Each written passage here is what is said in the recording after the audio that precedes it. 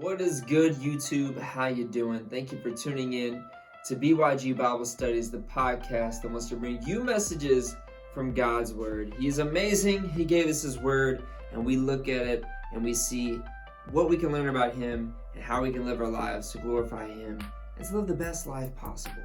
Today we are looking at the book of Nehemiah, talking about where we get our strength from as we try to go throughout this world, trying to talk about our mission. What is it we're doing? We're getting into that today, so let's go ahead and let's get to it.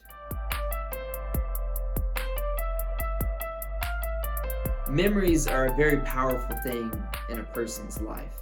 They can be helpful sometimes and they can be hurtful sometimes. They can be helpful to us as we remember the people in our lives who love us, how we have people who take care of us, and how we have people who think good of us. And we can remember God and all that He has done for His people and all that He has done for us. And because of those memories, that helps us be faithful to Him in the present. We also have some hurtful memories, some painful things that we might hold on to. Memories that we wish we could let go, but we seem to can't. We seem to hold on to them, even though we don't want them, Maybe you can remember a time in your life where you failed at something. And that memory of that failure causes you to have fear in the present time, that might happen again, or that you never want to feel that way again.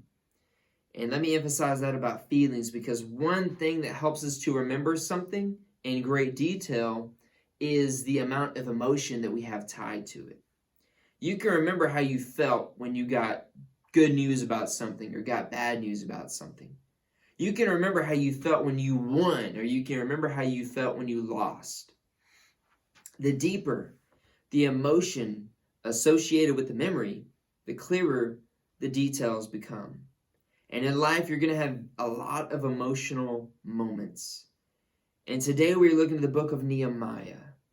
And Nehemiah has a very emotional moment in his life when he gets some bad news about his homeland and his ancestry and his people. And God uses that moment to awaken in his heart the desire to see the dignity and the protection of his countrymen restored, so that God would be praised among his people and throughout all nations. This emotional moment that Nehemiah has changes the direction of his life. Now let me think about that. Has there ever been an emotional experience for you that has just changed everything? Maybe it was the time where you realized that Jesus did die for you, that He took your punishment and He gave you His righteousness, and you decided to give Him your life. That's a very emotional moment that changes the direction of your life, right?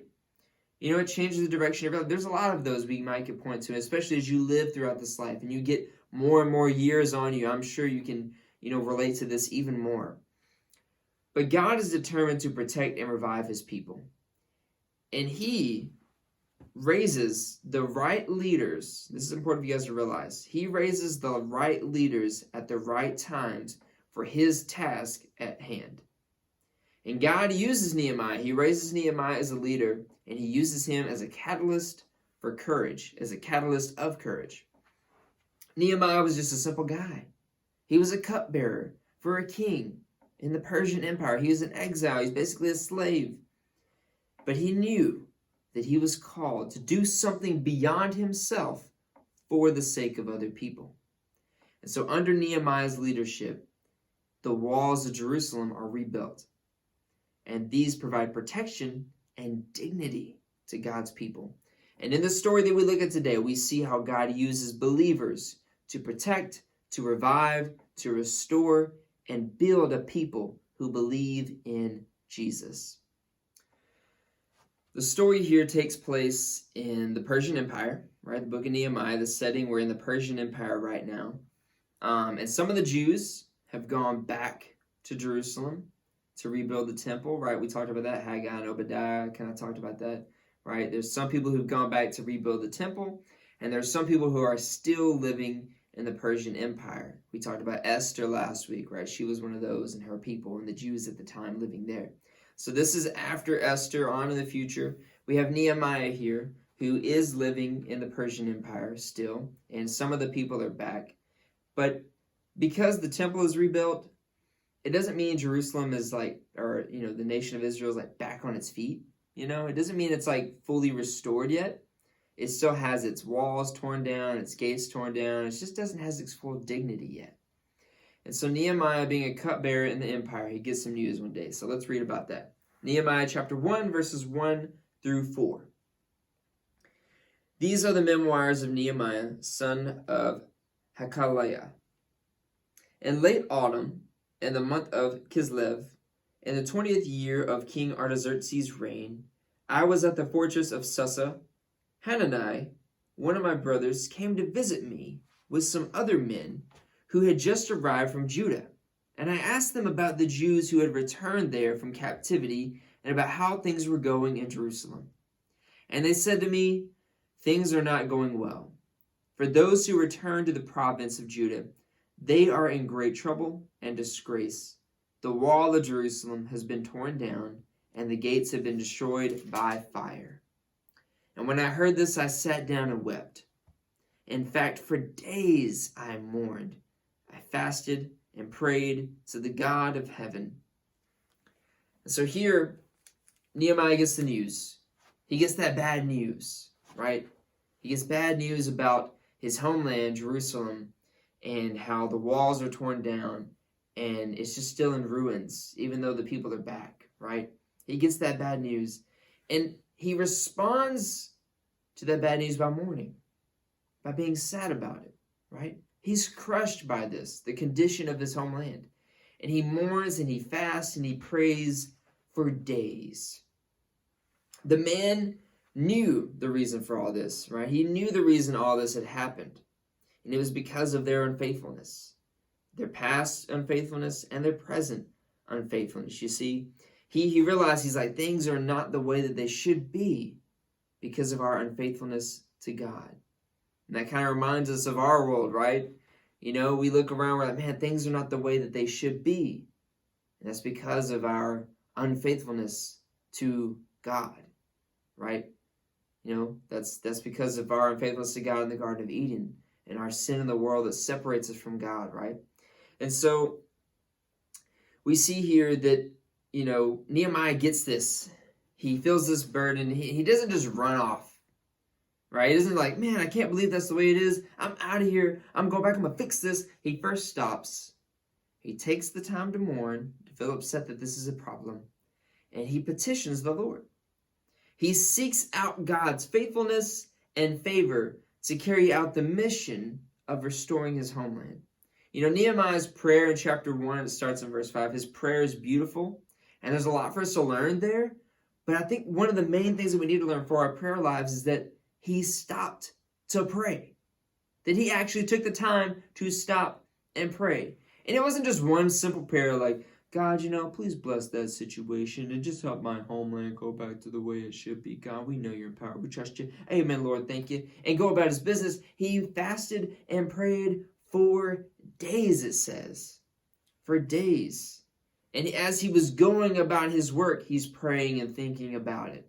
It's not just one simple prayer like, all right, it's done. But he felt a burden, right? He was burdened by this, And he didn't just feel it and run off into action like a chicken with his head cut off, right? This burden was from God, right? Now let me help you understand. There's burdens from God, meaning that because of God and who he is and what he teaches us, how we feel about certain burdens when we look at our world and how it doesn't glorify him. As when I look at the world and I see that, man, there's oppression, there's people not loving other people, and that's not right. And why do I believe that's not right? Because of God. Because he taught me this is not the way. He taught me, and so I feel a burden when I look at the world. I feel a burden when I look at them and I see these awful, awful things happening, And I think we kind of have that right now. When we feel that burden from God, we should go to him about that burden and see what do you want me to do?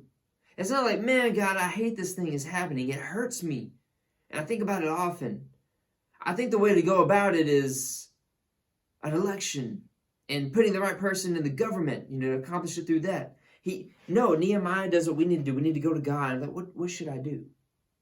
See, Nehemiah turned to God to figure out what to do. He didn't just act in humanly wisdom. Now I'm going to bring this up right now. I see that a lot of people today, there's something that makes me very happy, and that is I see a lot of people really wanting a utopia, right? Everybody wants this utopia where everybody loves everybody and everything's good and okay and they're all equal and whatever. And and everybody like wants to accomplish that. And it's like, but at the same time, we all know that as long as humans are humans, it's not going to happen. It's not going to happen. And as I see people of the world start really honing in on this idea of utopia and how to accomplish it, I get excited for the church. Because I'm like, hey, yes, we are with you. We agree that's how things should be. But guess what? Let me tell you this. It's never going to be accomplished by humans. It can be accomplished by a higher being. I believe in that. His name is Jesus. He's on the throne. And through him, it can be accomplished. That one day he will return and will set up the kingdom of God. And that is the utopia that you're looking for. I see that you realize the problem. Let me tell you the fix. His name is Jesus. It's not on my own humanly wisdom. We know that we can't accomplish it ourselves. This is a burden from God that Nehemiah is feeling. We have a burden when we see things are not right. People are hating other people, and that's not okay. And we can't accomplish it through our own strength. We need God. So we need to go to him to figure out what he wants us to do. What does he want us to do? Have you ever tried to help a situation and only make it worse? I have. It's not good. You end up feeling worse about it. You're like, I'm just trying to help. I'm just trying to help. Even though I'm making things worse, I'm just trying to help. And maybe sometimes it's because you don't understand. Maybe it's because you don't understand how everything works and all the consequences for our actions. Sometimes we don't understand the consequences for our actions. We've been learning that stuff throughout history of humans. Right? And when there are big problems that hurt us, we don't need to try to figure out how to, work that out through ourselves, through government, through, other people. We need to go to God, because these are burdens from God. We need to go to the creator of the world. So Nehemiah, he immediately went to prayer, because he knew that if Jerusalem was going to be rebuilt, and its walls are going to be rebuilt, he's not going to be able to do this on his own strength. He's like, him and Jerusalem, they are both going to need God in this situation. What we realize here is that he is depending on God. He is not depending on himself. His heart was dependent upon God and confident in God. And we try to go about a mission of trying to create a utopia in and of ourselves, we will fail. It's not going to work out. Nehemiah was a leader. And as a leader that relies on their strength to do God's mission, it's going to fail. If I'm trying to accomplish utopia, I'm not trying to accomplish the mission of God on my own strength, I'm a fail. A leader in the church should know we don't rely on our own strength. We rely on the strength that comes from God. And Nehemiah models for us here, leading, depending on God, and depending on God in prayer. And Jesus gives that same example, that being prayerful, right? Realize this, being prayerful enriches us with God's power so that we can accomplish God's purposes.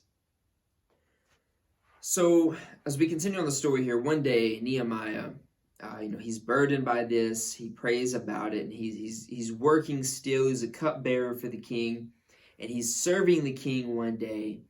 And the king sees that Nehemiah is sad, and he asks him, he's like, what's bothering you, Nehemiah? I've never seen you this way. And Nehemiah tells him about the condition of his homeland, and the king's like, what do you want to do about it? Nehemiah asks if he can take some time off to go lead the people in fixing the situation. And the king says, yes, you can, and here are some resources to complete that work. And so the king lets him go back to rebuild the walls of Jerusalem. So we're going to read about when Nehemiah shows up on the scene to Jerusalem, and tries to get this thing done. So Nehemiah chapter 2, starting at verse 11, going through 18. So I arrived in Jerusalem 3 days later.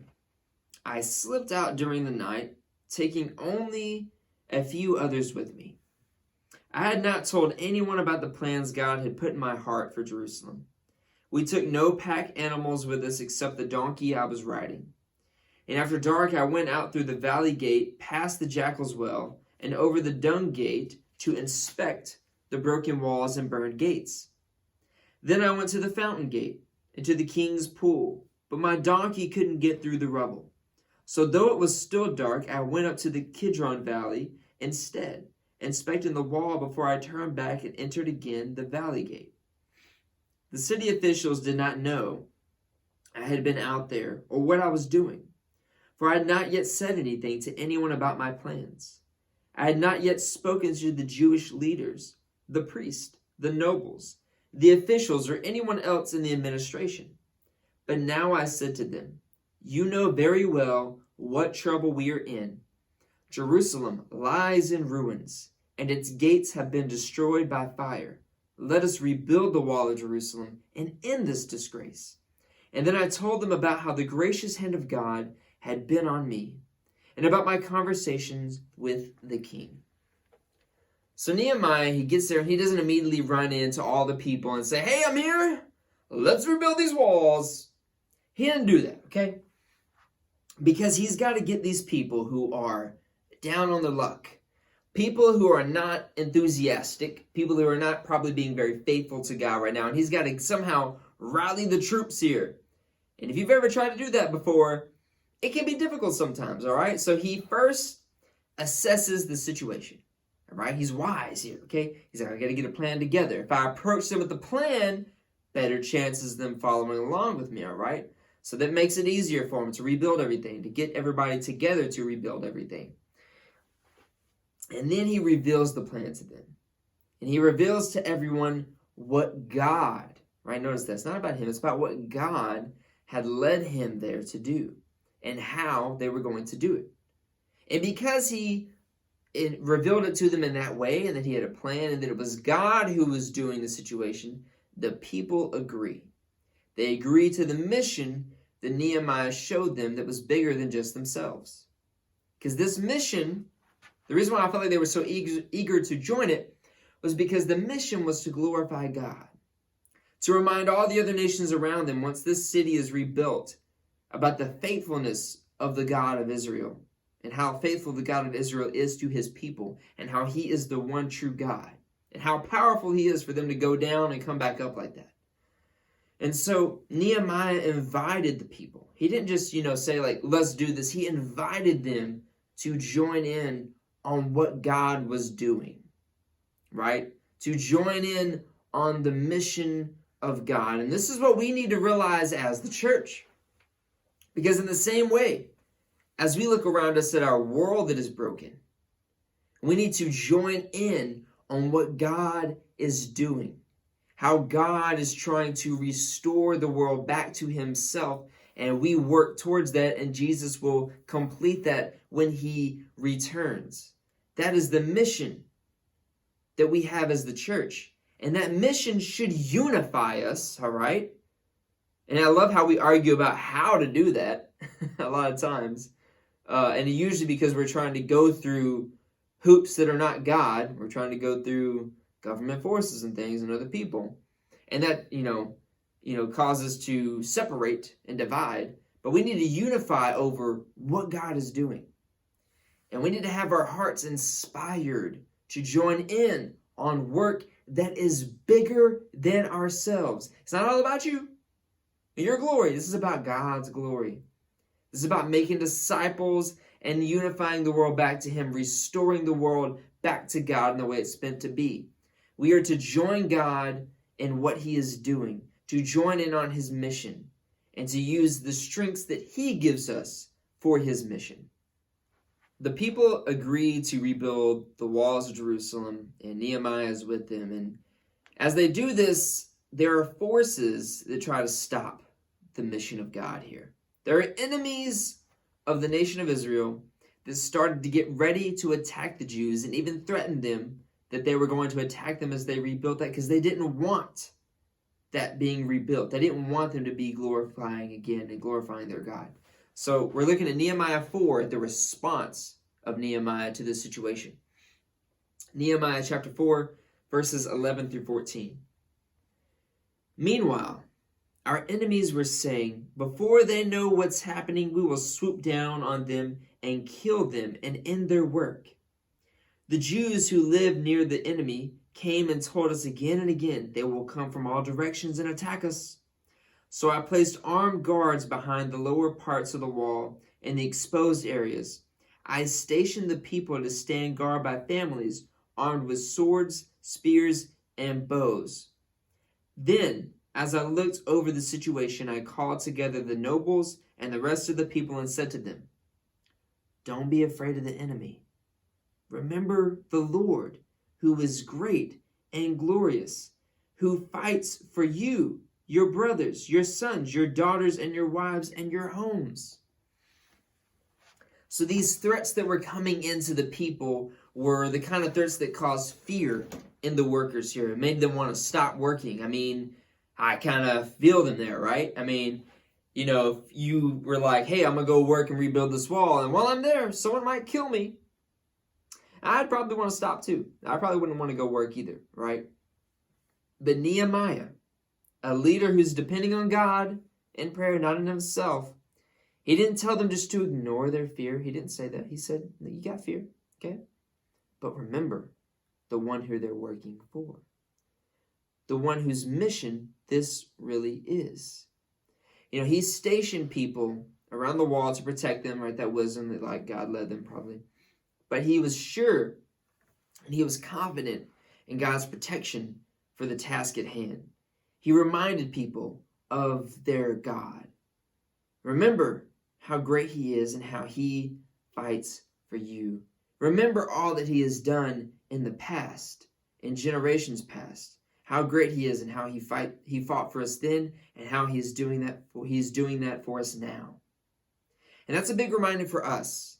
As we go out and as we try to restore this world back to God, there are forces that want to stop that. They don't like that. We will face opposition in doing so.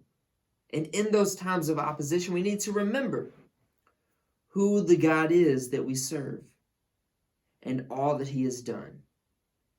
There have been situations in this world that look like God is not going to win, but he always does.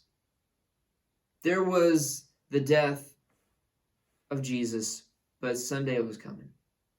And he was going to rise from the grave in victory. We need not to look at ourselves in times of opposition, but look to the strength and wisdom of God.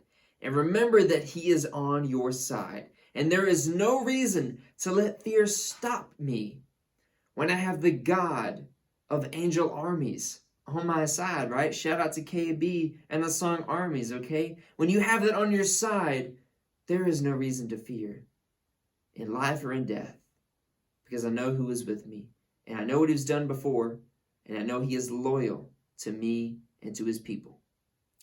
This has been BYG Bible Studies. Thank you all for listening today. Remember, God loves you, I love you, and there is nothing, zero, that you can do to change it. Have a great day.